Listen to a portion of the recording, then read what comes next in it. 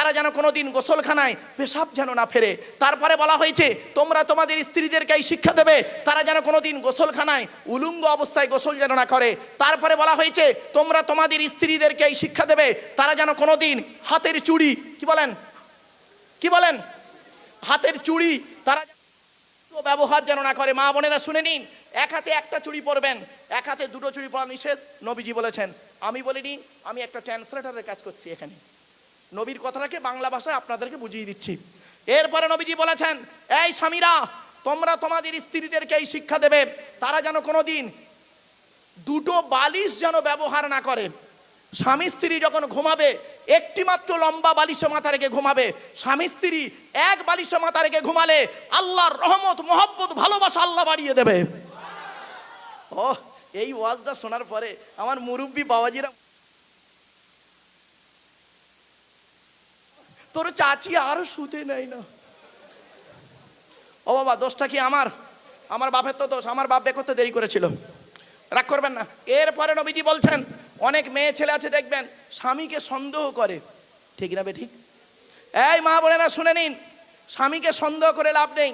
এরা স্বামীকে সন্দেহ করে স্বামীর নামে তাবিজ করতে যায়। শুনে নিন, এই মা বোনেরা শুনে নিন, স্বামী স্ত্রী যখন ঘুমাবে একটি মাত্র লম্বা বালিশ ব্যবহার করবে। আর স্ত্রী যদি ওর মাথার লম্বা চুলটা ওই বালিশের উপরে বিছায় দেয়, আর স্বামী যদি স্ত্রীর চুলের উপরে মাথা রেখে ঘুমায়, ওই স্বামী ওই মুহূর্তে জীবনে কোনোদিন অন্য কোনো মেয়ের কথা ওর মনেই আসবে না। ও এই ওয়াজটা শোনার পরে আমার মা বোন যারা ওয়াজ শুনছে মনে মনে বলছে, মারু ভাই তুই এবার বাড়ি যা, ওদের ঘরে আসতে দে, চুল গলায় জড়িয়ে গলায় ধরিতে মেরো তো ভাই, যা পারিস কর বাবা, আমি এই চললুম, রাগ করো না বাপ। এক শর্ট টাইম, হাতে ছিল 30 মিনিট, ওরে বাবা 1 ঘন্টা হয়ে গেছে, 1 ঘন্টা হয়ে গেছে। এই 4:30 বেজে গেছে বাবা, আর নয় 5টায় ফজরের ওয়াক্ত এসে যাচ্ছে, 4:55 ফজরের ওয়াক্ত। হুজুরকে বলে এখনই আসবেন। আমার বাপেদের অনুরোধ করে বলছি, জাস্ট আমি কয়েক মিনিটের জন্য এসেছিলাম, আধা ঘন্টা 30 মিনিটের জন্য এসেছিলাম বাবা, হাতে শর্ট টাইম। যাই হোক, একাধিক বক্তা ছিল, জ্ঞানী গুণী বুদ্ধিজীবীরা বিভিন্ন দিক নিয়ে আলোচনা করেছেন। আমি অধম আব্দুল্লাহ খিল মারুফ এই মাঝরাতে এসে একবারে শেষ রাতে তাহাজ্জুদ কিছু মানুষকে একটু 2-4টে কথা বলে যাক। এতগুলো মানুষ এসেছেন আলহামদুলিল্লাহ, আপনাদেরকে আমি অনুরোধ করছি, আল্লাহর অলির দরবারে এসেছেন, আল্লাহর অলির দরবারে এসে কোনো বেয়াদবি করবেন না। দয়া করে নামাজ পড়ুন, রোজা রাখুন। নামাজ কারোর জন্য মাপ নাই বাবা, কারোর জন্য নামাজ মাপ নাই, বিশেষ ব্যক্তি বিশেষ কারণ ছাড়া। তাই অনুরোধ করে আপনাদেরকে বলছি, আপনারা 5 ওয়াক্ত নামাজ আদায় করবেন। 2 নাম্বার হলো রমজান মাসে রোজাটা আদায় করবেন। রোজা কারোর জন্য মাপ নেই, বিশেষ ব্যক্তি বিশেষ কারণ ছাড়া। আর একটা কথা আপনাদের বলে যাচ্ছি, মনে রাখবেন, সামনের দিকের পাটা ফেলবেন সাবধানে, পেছন দিক থেকে পাটা তুলবেন সাবধানে। হিন্দু মুসলিম কাঁধে কাঁধ মিলিয়ে চলবেন, একে অপরের বিপদে ঝাঁপিয়ে পড়বেন, ভ্রাতৃত্ব বজায় রেখে চলবেন। খবরদার কোনো লোকের কথা শুনে কোনো কারোর পাল্লায় পড়ে কোনোদিন অক্রিয় কাজে লিপ্ত হবেন না। মনে রাখবেন, একজন হিন্দুর কাছে যেমন তার মন্দিরটা ঋগ্বেদ সামবেদ যজুর্বেদ অর্থব্যবেদ গীতা রামায়ণ মহাভারত যেমন তার কাছে পবিত্র, ঠিক একজন খ্রিস্টানের কাছে তেমন বাইবেলটাও পবিত্র এবং গির্জাটাও পবিত্র। As a same no difference, একটা মুসলমানের কাছে তেমন মসজিদ এবং কোরআন হাদিসটাও তার কাছে পবিত্র, ঠিক না বে ঠিক? এজন্য অনুরোধ করে বলে যাচ্ছি, ভ্রাতৃত্ব বজায় রেখে মনে রাখবেন, একে অপরের বিপদে ঝাঁপিয়ে পড়বেন, একে অপরের ভালোবাসায় রাখবেন। মনে রাখবেন, একই আকাশের নিচেই থাকি, একই কলের জল খাই, একই রাস্তায় চলাফেরা করি, একই মিষ্টির দোকানে মিষ্টি কিনে খাই, কেন হিন্দু মুসলমান মারামারি করি? মনে রাখবেন, কোথায় স্বর্গ কোথায় নরক কে বলে তা বহুদূর, মানুষের মাঝে স্বর্গ নরক, মানুষ এতে সুরাসুর। কোরআনে আল্লাহ পাক বলেছেন, আমি বলিনি আল্লাহকে কোথায় পাবেন? আল্লাহকে কোথায় পাবেন? মসজিদে। আল্লাহকে কোথায় পাবেন? চলুন, আল্লাহ নিজেই বলছেন, ওয়ালাকাদ খালাকনাল ইনসানা ওয়া না'লামু মা তুওয়াসবিসু বিহি নাফসুহু ওয়া নাহনু আকরাবু ইলাইহি মিন হাবলিল ওয়ারিদ। 26 নম্বর পারার 18 নম্বর পৃষ্ঠার 1 নম্বর লাইনে সূরার নাম সূরায়ে কফের মধ্যে আল্লাহ বলে দিলেন, হে মানব জাতি, আমি তোদের সৃষ্টি করেছি, তোদের মনের মধ্যে ভালো মন্দ যা কিছু আছে সব আমি আল্লাহ জানি। তোরা কোনোদিন ভাববি না আমি আল্লাহ অনেক দূরে আছি, না না না, আমি তোর ঘাড়ের শিরারও নিকটবর্তী। একবার অন্তঃস্থল থেকে আমাকে ডাক দি, আমি আল্লাহ তোর ডাকে সাড়া দেব।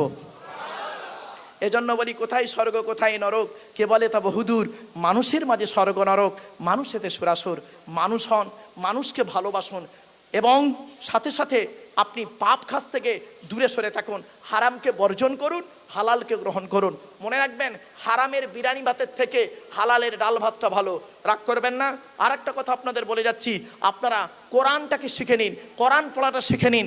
এ আমার দৃঢ় বিশ্বাস, আমার বিশ্বাস, এখানে যত পুরুষ দাঁড়িয়ে আছেন, বসে আছেন, বেশিরভাগ পুরুষ কোরআন পড়তে পারে না। ঠিক না ঠিক? আর যত মেয়ে ছেলে ওয়াজ শুনতে এসেছেন, মুসলিম মেয়ে ছেলে, আমার বিশ্বাস বেশিরভাগ মেয়ে ছেলে কোরআন পড়তে পারে। ঠিক না ঠিক? আচ্ছা, এটা কেন হলো?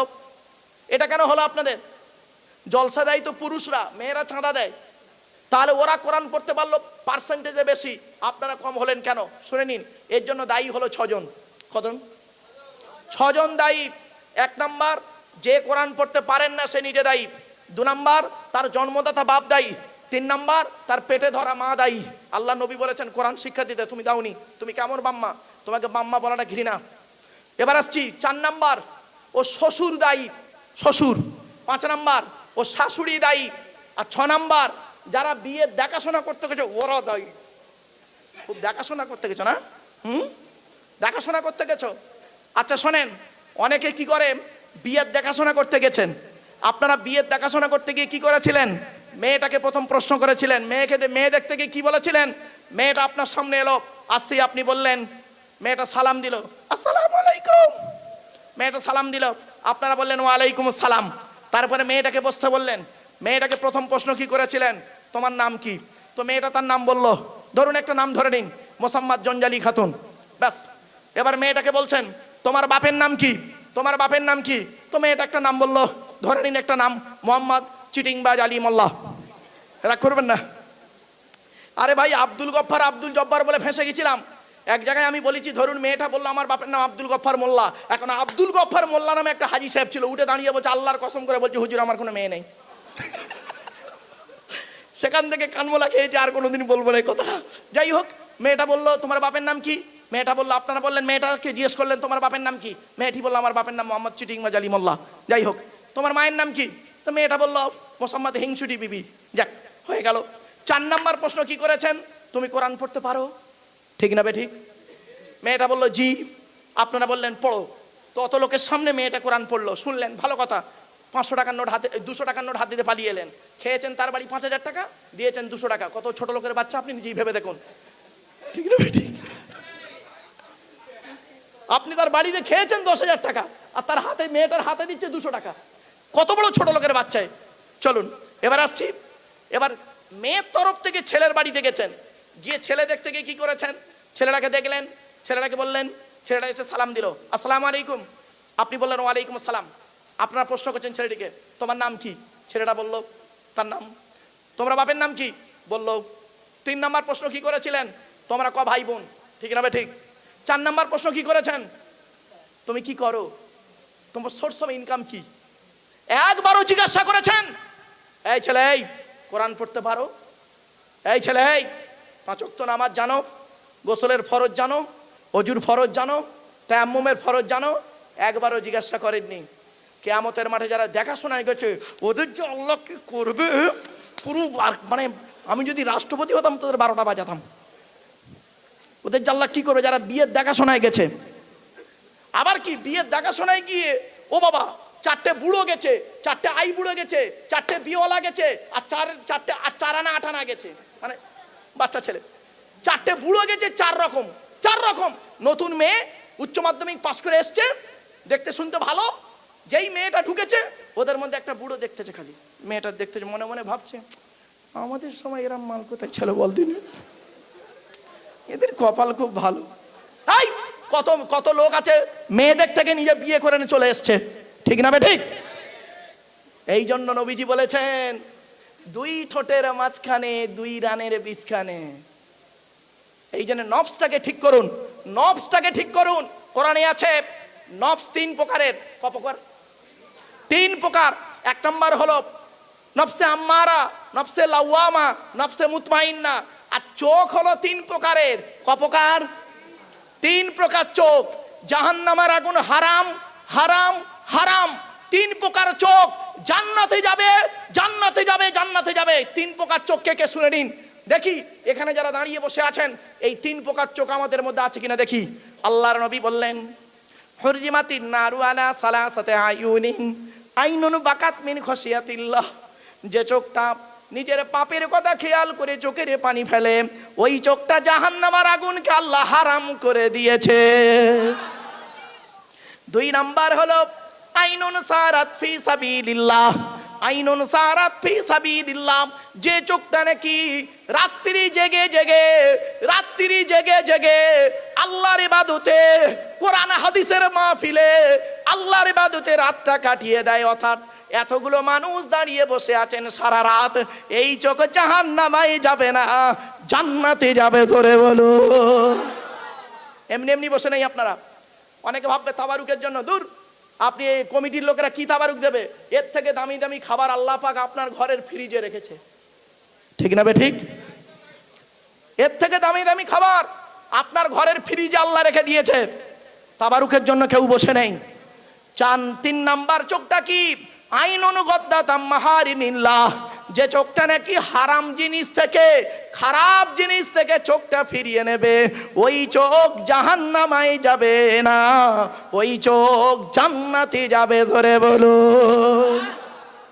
আমার বাপেরা, অনুরোধ করে বলে যাচ্ছি, আল্লাহর কোরআন নবীর হাদিসকে সামনে রেখে বলে গেলাম, কোরআনের দিকে ফিরে আসুন, আর সাহাবী নবীর পথে চলে আসুন, নবীর পথটাকে অবলম্বন করুন, সাহাবীদের পথ অবলম্বন করুন, ইমামদের পথটাকে অনুসরণ করুন, আউলিয়া ইকরামদের পথকে অনুসরণ করুন।